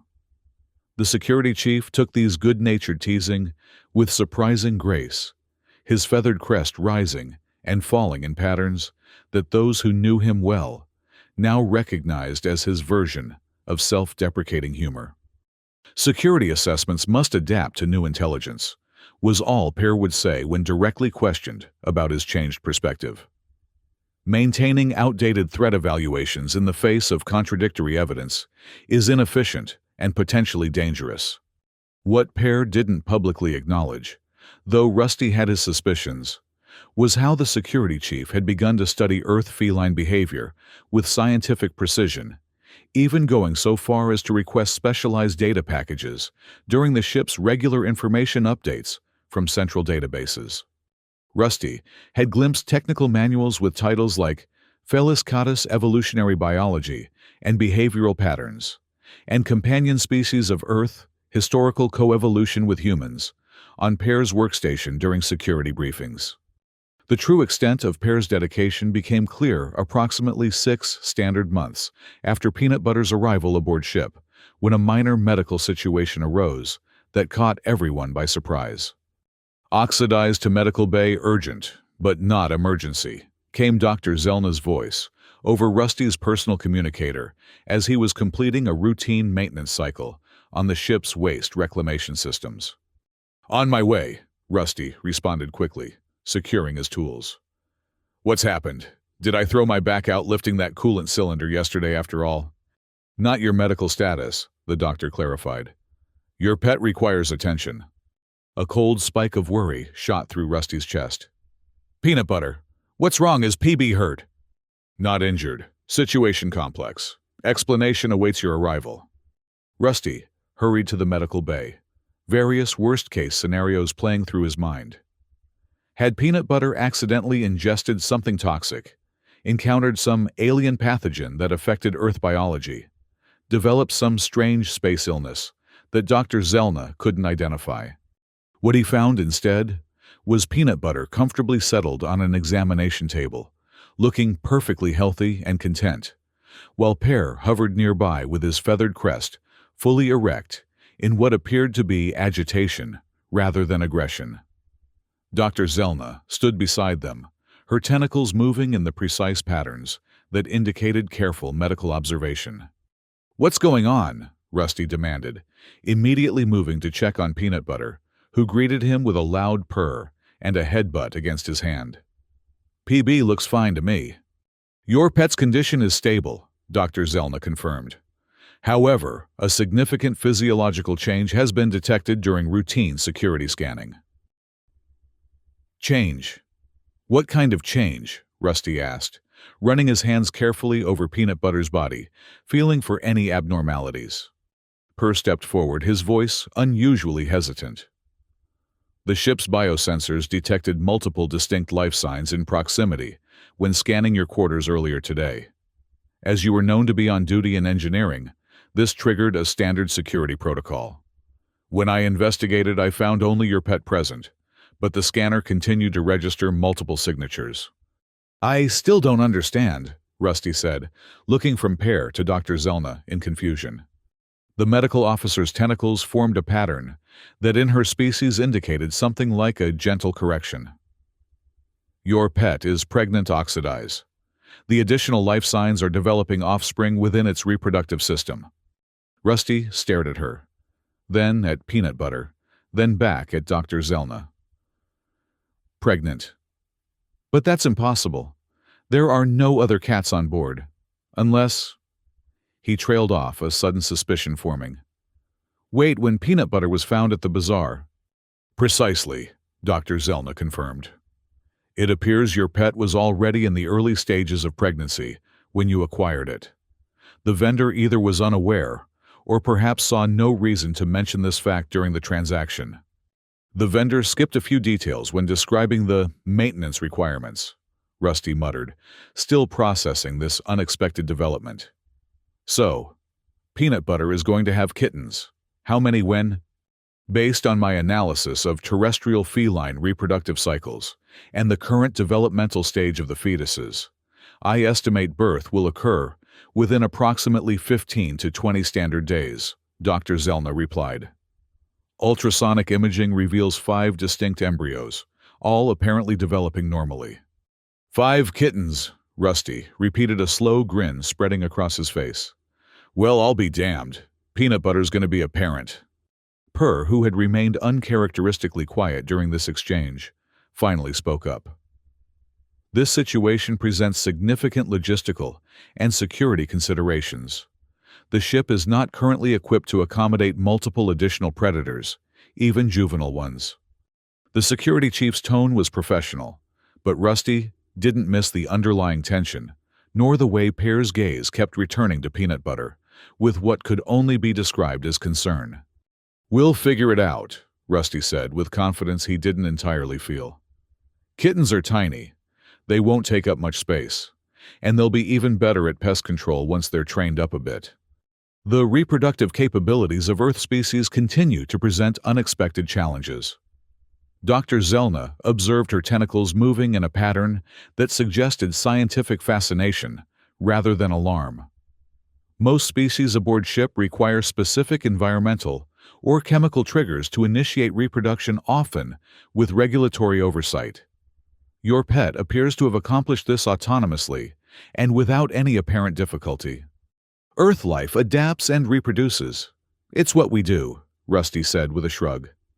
So what happens now? Does Peanut Butter need special care? Different food? I have begun compiling information on terrestrial feline gestation and neonatal care, Dr. Zelna replied.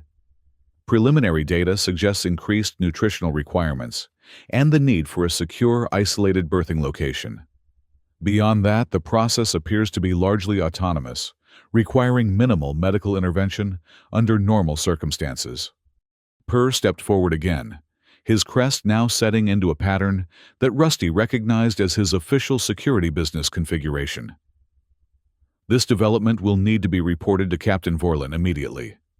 The addition of 5 more Earth predators, even juvenile ones, represents a significant alteration to the ship's biological inventory and security profile. They're just babies, Rusty protested instinctively, placing a protective hand on Peanut Butter. They won't be any threat to anyone. Perhaps not immediately, Purr conceded. But proper protocols must be observed. The captain will need to authorize additional resources and determine appropriate containment measures. Rusty sighed, knowing Pear was right, even if he didn't like the implications. Fine. Let's go see the captain. But Peanut Butter comes with us. This concerns PB directly after all. Captain Vorlin received the news with remarkable equanimity, her 4 eyes blinking in the specific pattern that Rusty had come to recognize as her processing unexpected information. Or 5 additional Earth felines, she repeated, after Pear had presented the medical findings. This was not an eventuality we had anticipated in our original accommodation agreements. No one could have anticipated it, Captain, Rusty said quickly. I had no idea Peanut Butter was pregnant when I brought PB aboard. The vendor never mentioned it. Indeed, Captain Vorlin replied dryly. Given your previous adherence to protocols regarding biological specimens, I'm certain you would have disclosed this information had you been aware of it. Rusty chose to ignore the subtle sarcasm. The kittens won't be any trouble, Captain. They'll be small, easy to manage. And once they're grown, they'll be just as good at pest control as peanut butter. Maybe better since they'll have been raised on the ship from birth.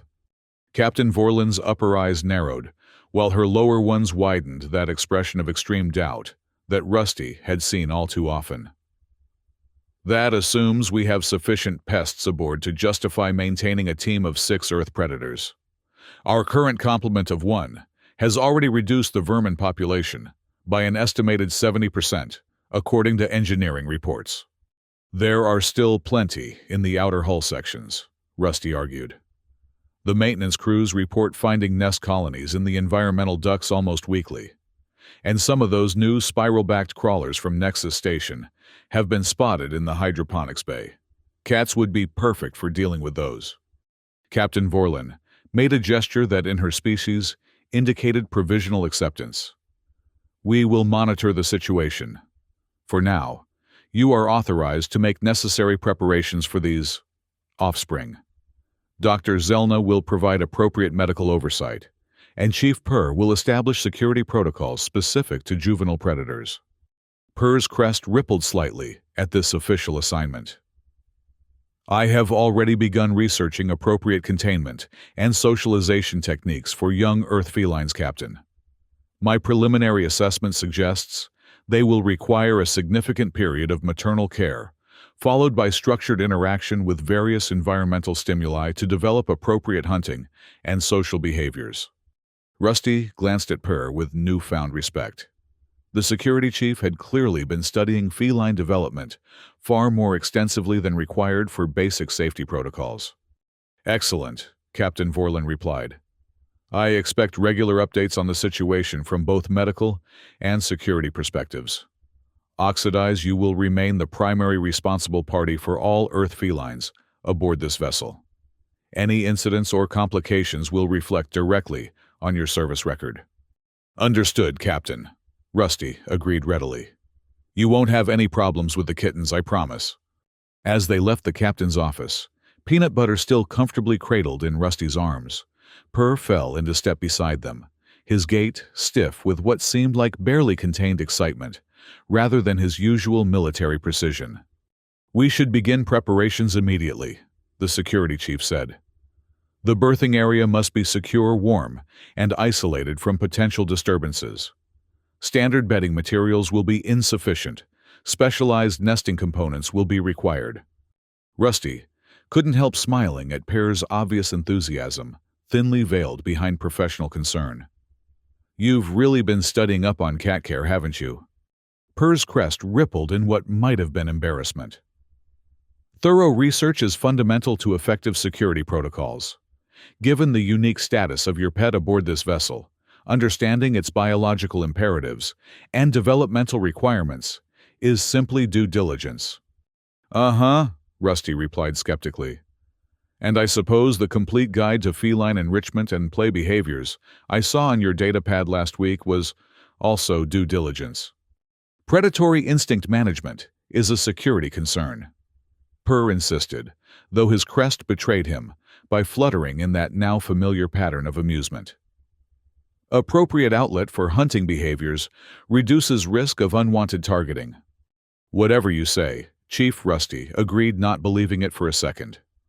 So about this berthing area, I'm thinking my quarters are probably too small for Peanut Butter and 5 kittens once they start growing. Any suggestions? Purr's crest immediately perked up. I have given this matter considerable thought. Section 12B contains several unused storage compartments that could be repurposed as a dedicated feline habitat. With appropriate modifications, they would provide adequate space for maternal care and juvenile development while maintaining necessary security containment. You've really thought this through, Rusty observed, increasingly amused by Pear's obvious investment in the situation. Efficient preparation prevents future complications. Purr replied, his professional tone slightly undermined by the way his gaze kept returning to Peanut Butter, with what could only be described as protective concern. Over the next 2 weeks, preparation for the kitten's arrival became something of a ship-wide project. What began as a simple repurposing of storage space in Section 12B evolved into an elaborate Feline Development Center, as crew members from various departments contributed ideas, materials, and even off-duty time to the effort. Engineering staff designed and built climbing structures specifically sized for growing kittens, complete with integrated maintenance access, to allow the young cats to begin learning their pest control duties under supervised conditions. Hydroponics provided specialized plants, known to be safe for earth felines, creating small, contained green spaces within the habitat. Even the typically aloof science department became involved installing monitoring equipment to record the kitten's development for what they termed xenobiological comparative studies. Per, however, remained the most dedicated participant in the project, overseeing every detail with a level of attention that went well beyond standard security protocols. The habitat's entry system incorporated both human-sized and cat-sized access points, the latter designed with sophisticated recognition software that would, in Pear's words, allow controlled autonomous movement while maintaining appropriate security parameters. In less technical terms, as Rusty explained to an amused Dr. Zelna, Pear's built cat doors that only open for peanut butter, and eventually the kittens, once they're old enough to be recognized by the system. Chief Pear's investment in this project exceeds normal professional parameters. Dr. Zelna observed her tentacles, forming the pattern that indicated scientific curiosity. His species evolved as communal nest builders with complex parental behaviors. Perhaps these instincts have been redirected toward your pet and its offspring. "You're saying Pear has adopted Peanut Butter's kittens before they're even born?" Rusty asked with a grin. "That would be an emotional interpretation," Dr. Zelna replied, echoing Pear's favorite phrase, with what might have been the xenobiological equivalent of a smile. But the behavioral patterns are consistent with parental preparation in many species, including his own. The day of the kitten's arrival came with surprisingly little drama. Peanut Butter, displaying the instinctive wisdom of her species, selected the most secure and comfortable spot in the newly constructed habitat, a small, enclosed space lined with soft materials that Pear had insisted on placing in the warmest corner of the main room.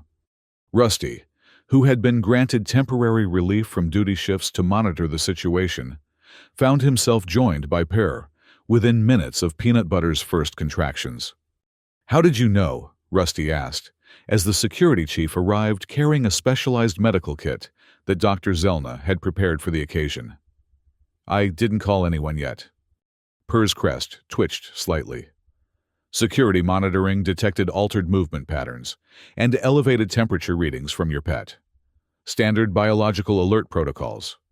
"You were watching Peanut Butter on the security feeds," Rusty translated with a knowing smile. "Monitoring high-priority biological assets is a standard security function," Pear insisted, though his crest rippled in what was definitely embarrassment now. Together, they watched as Peanut Butter gave birth to 5 tiny kittens over the course of several hours. The process seemed remarkably straightforward compared to the complex and often medically intensive reproductive methods of many non-Earth species. Dr. Zelna, who arrived midway through and observed with professional interest, noted this with her typical scientific precision. "Fascinating reproductive efficiency," she commented, as the third kitten emerged. Peanut Butter calmly cleaning it with practiced licks, despite never having given birth before. Minimal external assistance required instinctive behaviors, fully intact, despite no prior experience or training. Most species require extensive preparation or medical intervention for first reproductive events. "Earth creatures have been doing this for millions of years," Rusty said, proudly, as though he personally had something to do with the evolutionary development of feline reproduction. "We figure out the basics pretty quick." Pear, who had been maintaining a respectful distance while still monitoring every detail with intense focus, moved slightly closer as the 5th and final kitten was born. "All offspring appear viable. Respiratory functions initiated without intervention. Maternal care behaviors proceeding as expected." The genuine concern in the security chief's voice made Rusty glance at him with renewed appreciation. "They're going to be fine, Pear," Cats have been having kittens since before humans had writing. Peanut Butter knows exactly what to do. And indeed, Peanut Butter demonstrated an instinctive competence that impressed even Dr. Zelna. Within hours, all 5 kittens, 2 orange like their mother, 1 black one, gray tabby, and 1 calico with striking patterns of orange, black, and white, were nursing contentedly, their tiny bodies pressed against Peanut Butter's warm fur. "Well," Rusty said, leaning back with a satisfied smile as he watched the new family settle in, "I guess the Horizon's Edge officially has a cat colony now. The universe's first interstellar feline migration force." Purr's crest rippled in what was unmistakably pride, though he tried to maintain his professional demeanor. The security implications are significant. Multiple autonomous detection units with specialized sensory capabilities, operating in coordinated patterns. Highly efficient. "They're cute too," Rusty added with a grin. "Admit it, Purr. You think they're adorable." Purr's crest fluttered in that now familiar pattern of amusement. Aesthetic evaluation is irrelevant to security assessment. However, their physical characteristics do align with parameters that most sentient species categorize as visually appealing. "That's the most complicated way I've ever heard someone say kittens are cute," Rusty laughed, clapping the security chief on his feathered shoulder. "But I'll take it." Over the following weeks, news of the kittens spread throughout the ship, creating something of a sensation among the crew. What had been initially viewed as a security concern, or at best a practical pest control measure, quickly evolved into a morale-boosting phenomenon that Captain Vorlin couldn't have anticipated. Crew members began requesting visits to the feline habitat during off-duty hours, a practice that Dr. Zelna surprisingly endorsed as beneficial for kitten socialization and xenobiological adaptation. Even Engineer Thrix, after much hesitation, eventually made a brief visit, maintaining a safe distance but observing with clear fascination as the kittens engaged in their playful hunting behaviors. Their movements contain recognizable patterns, Thrix noted, whiskers twitching, with what might have been reluctant admiration. Coordinated attacks, flanking maneuvers, ambush tactics, all performed as play, yet precise in execution. "They're practicing for when they're grown," Rusty explained proudly. "Everything's a game, but every game teaches them something they'll need later." Purr, who had taken to spending an increasing amount of his off-duty time in the habitat, had developed a complex system for tracking the kittens' developmental progress. Each one had been assigned a security designation and color-coded tracking collar, ostensibly for identification and monitoring purposes. Though Rusty suspected the real reason was simply that Purr enjoyed being able to tell them apart at a glance. Orange Female 1 has demonstrated superior climbing capabilities. Purr reported during one of their now regular kitten assessment sessions that had become a fixed part of Rusty's schedule. Black Male 1 excels at stealth approaches. Gray Male 1 shows heightened sensory reaction to electromagnetic fluctuations. Orange Female 2 specializes in speed-based pursuit tactics. Multicolor Female 1 exhibits the most complex problem-solving behaviors. Rusty shook his head in amusement. "They need actual names, Purr. We can't keep calling them by security designations forever." Purr's crest rippled slightly. "Designations are precise and functional. Names are arbitrary and potentially confusing." "But names have meaning," Rusty insisted. "They create connection. Besides, Peanut Butter has a name, not a designation." "Your pet had already formed emotional attachment bonds before precise security protocols were established," Purr replied, though his crest betrayed a flicker of uncertainty. "The offspring are still in developmental stages. Proper classification systems should be established early." "Tell you what," Rusty suggested with a sly grin. "Since you've been spending more time with them than anyone conducting security assessments, of course, why don't you suggest some names? Something that captures their individual characteristics, but isn't just a technical designation." Purr's crest rose in surprise, then settled into what Rusty now recognized as his thoughtful configuration. "I will consider this proposal. Names with functional relevance might serve both identification and connection purposes.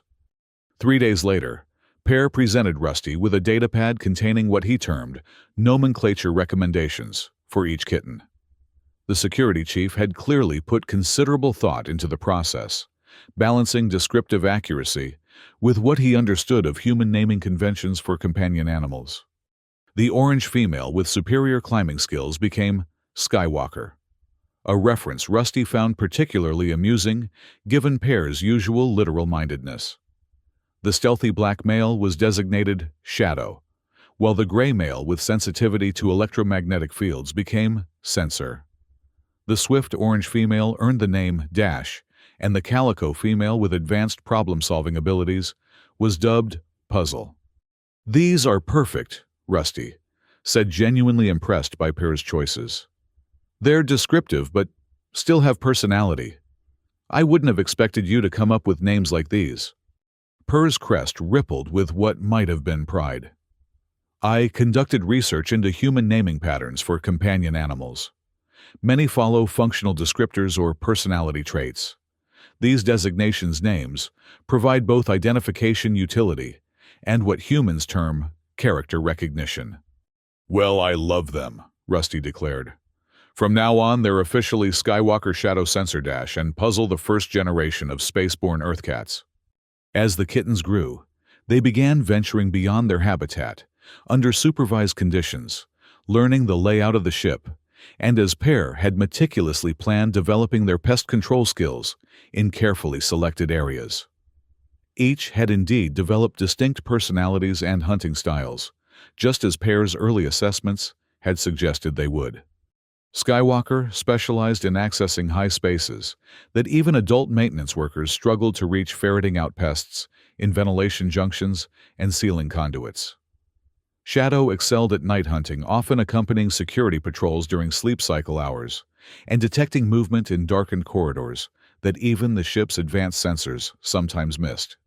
Sensor developed an uncanny ability to locate power fluctuations and electromagnetic anomalies, once leading engineering crews directly to a failing junction box hidden behind 3 layers of hull plating. Dash became known for her lightning-fast reflexes, particularly useful in hydroponics, where quick-moving pests threatened delicate plant systems. And Puzzle, true to her name, mastered the art of solving complex access challenges, figuring out how to navigate maintenance mazes that confounded even experienced crew members. "They're not just pets anymore," Rusty observed proudly during a progress report to Captain Vorlin, approximately 6 standard months after the kitten's birth. "They're legitimate crew members with specialized functions." The captain's 4 eyes blinked in that specific pattern that indicated provisional agreement. "Their utility has exceeded initial projections, I will concede. Chief Engineer Krall reports a 93% reduction in pest-related system failures since their integration into maintenance protocols. And security incident reports involving unauthorized biological contaminants have decreased by 87%. Purr added, his crest held high, in unmistakable pride, despite his formal tone. The feline team provides continuous autonomous monitoring in sections where regular security patrols are logistically impractical. "Feline team," Rusty repeated with a grin. "I like that. Makes them sound official." Regarding official status, Captain Vorlin said, her tone shifting to one Rusty recognized as her making an important announcement voice. "I have received communication from Central Fleet Command regarding our unusual crew complement." Rusty tensed slightly. Fleet Command was notoriously strict about non-standard biological assets aboard ships. Had someone filed a complaint? Were they going to order the cats removed? "It seems," Captain Vorlin continued, "that our quarterly performance metrics have attracted attention. Specifically, the marked improvement in maintenance efficiency reduction, in contamination incidents, and overall system reliability since the introduction of your pets." "They noticed the cat's contribution?" Rusty asked, surprised. Fleet Command typically concerned itself with hard numbers, not the methods used to achieve them. "Indeed." So much so that they have requested a detailed report on what they term our biological maintenance integration protocol. Apparently, several other vessels are experiencing similar pest control challenges, particularly after docking at stations with diverse biological traffic. Purr's crest rose in surprise. Fleet Command is considering implementing feline units on other ships. The possibility is under evaluation, Captain Vorlin confirmed. Which brings me to my next point. As the originator of this unconventional approach Oxidize, they have requested your input on potential implementation guidelines. Rusty blinked in surprise. They want my advice on setting up CAT programs on other ships. More precisely, they want a comprehensive assessment of the benefits, challenges, and procedural requirements for establishing effective biological maintenance units in various vessel classifications, Captain Vorlin clarified. Chief Pear's detailed documentation of the kitten's development and training has provided an excellent foundation, but your personal experience as the initial handler is considered valuable context. Pear's crest rippled with unmistakable pride at this acknowledgement of his work, though he tried to maintain his professional demeanor. The security protocols I established could be standardized for fleet-wide implementation with minimal modification. I can't believe Fleet Command is actually considering this, Rusty said, still processing the implications. When I brought Peanut Butter aboard, I just wanted a pet, something to remind me of Earth. I never imagined it would turn into an official program. Innovations often arise from unexpected sources. Captain Vorlin observed her 4 eyes, blinking in what might have been amusement. Though I must admit, when I approved your pet's conditional presence aboard this vessel, I did not anticipate eventually reporting to Fleet Command on the strategic advantages of Earth predators as maintenance assets. As they left the captain's office, Purr fell into step beside Rusty, his gait unusually light, almost bouncy by his normally rigid standards. Fleet-wide implementation, the security chief said, his voice carrying an unmistakable note of satisfaction. The feline maintenance protocol could become standard operating procedure on all vessels with compatible environmental parameters. You're really excited about this, aren't you? Rusty asked, grinning at his once adversary, now ally. A few months ago, you wanted to stun Peanut Butter for eating a protein cube. Now you're practically campaigning to put cats on ships throughout the fleet. Purr's crest rippled in what was definitely amusement now. Security assessments must adapt to new data. The evidence of feline utility is irrefutable, and their social benefits exceed initial projections as well. Social benefits, Rusty repeated, raising an eyebrow. You mean you like having them around? Purr's crest fluttered briefly before settling into a more dignified configuration. Crew morale metrics have shown statistically significant improvement since the integration of the feline team.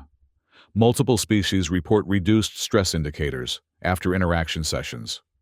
Including you, Rusty pressed, not letting Pear hide behind his technical language.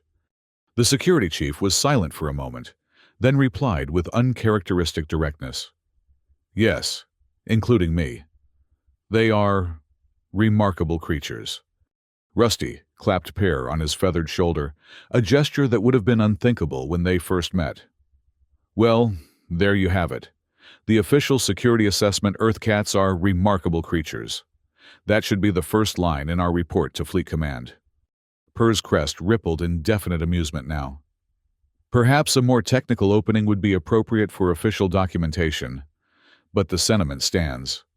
As they rounded the corner toward the feline habitat, they were greeted by the sight of all 5 young cats lined up at the entrance, as though they had been waiting specifically for their return. Peanut Butter sat regally behind her offspring tail, wrapped neatly around her paws, overseeing their welcome committee with typical feline dignity. How do they always know when we're coming? Rusty wondered, not for the first time. It's like they can sense us before we even reach the corridor. Multiple potential mechanisms, Purr replied, already kneeling to greet the cats, his feathered crest relaxing into the pattern he reserved specifically for these interactions. Auditory recognition of gait patterns, olfactory detection, possible sensitivity to individual electromagnetic signatures. Or maybe, Rusty suggested with a smile, as the cats swarmed around them, both purring and rubbing against legs in enthusiastic greeting. They just know their family when they sense it coming. Purr's crest rippled in a pattern that Rusty had come to recognize as contentment. An emotional interpretation, not a technical assessment. But perhaps not entirely inaccurate. And so, dear listeners, we come to the remarkable conclusion of our tale from the horizon's edge. What began as a single human's decision to smuggle a small Earth predator aboard an interstellar vessel evolved into nothing less than a revolution in ship maintenance protocols and interspecies relations. Fleet Command's Biological Maintenance Integration Initiative, colloquially known throughout the sectors as the CAT Corps, has now been implemented on over 70 vessels of various classifications, with results that mirror the Horizon's Edge's original success. Earth felines, it seems, are as adaptable to space travel as their human companions, bringing their ancient hunting skills to bear on the persistent challenge of controlling undesirable life forms in the complex ecosystems of interstellar ships. But perhaps more significant than their practical contributions is the bridge they have built between species that once viewed each other with suspicion or fear. Like their ancient ancestors, who first chose to associate with humans on Earth thousands of years ago, these cosmic cats have demonstrated a remarkable ability to forge connections across biological divides, teaching even the most security-conscious among us that some bonds transcend protocol. For, as any human could have told you, and as Chief Purr of the Horizon's Edge learned firsthand, the only thing more terrifying than a human is how quickly their pets can win your heart. Closing music swells a haunting, yet somehow warm melody that fades slowly into the vast silence of space. This has been Tales from Outer Space. I'm your host Vexlar, reminding you that the universe is stranger, more wonderful, and occasionally more furry than we can possibly imagine. Until next time, keep your eyes on the stars, and perhaps your storage compartments properly sealed. Final notes of music fade completely to silence.